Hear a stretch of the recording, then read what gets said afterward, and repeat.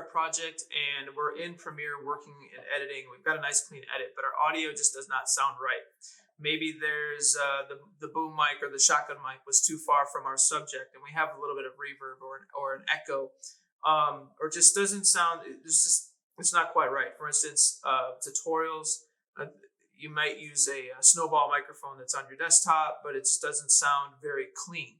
So let's go into Premiere, and I'll show you how to just add a couple effects to clean up your audio, make it sound a lot better. This will work great for your intro videos or interviews that you do in class.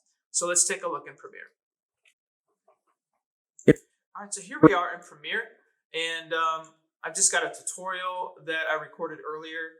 And I'm using, again, the snowball microphone that's on my desktop instead of a lapel mic. And there's a little bit of wild audio sounding. It sounds kind of, I get some ambient noise from the room. So I'm going to switch over to my audio workspace. And under my effects, first thing I'm going to do is look for a denoise. And I'm going to apply denoise to my clip. Okay. Now, I'm going to go ahead and click on denoise and click edit in my effects controls panel. And this comes up. If I push play, That I created. This is the frequency of the audio.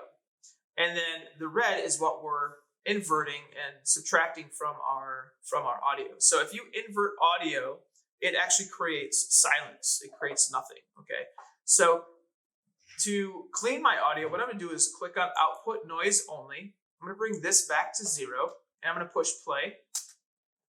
And I'm just going to drag this up until I really start to hear my voice. And all of these are ready to be encoded. Okay, so they're ready to be exported and introduced to the group. So how do I do that? And that's probably pretty good right there. Now you can adjust like what you're focusing on, whether it's the entire set of frequencies, just the lows, just the mids, the lows and highs, or just the highs. So you can play with that. But once you've made your adjustments, go ahead and uncheck output noise only, and then close that window out. The next thing I'm going to add is a parametric EQ. There's different EQs that you can use, or equalizers, but I like to use the parametric EQ. So I'm going to drag that out, and I'm going to click edit.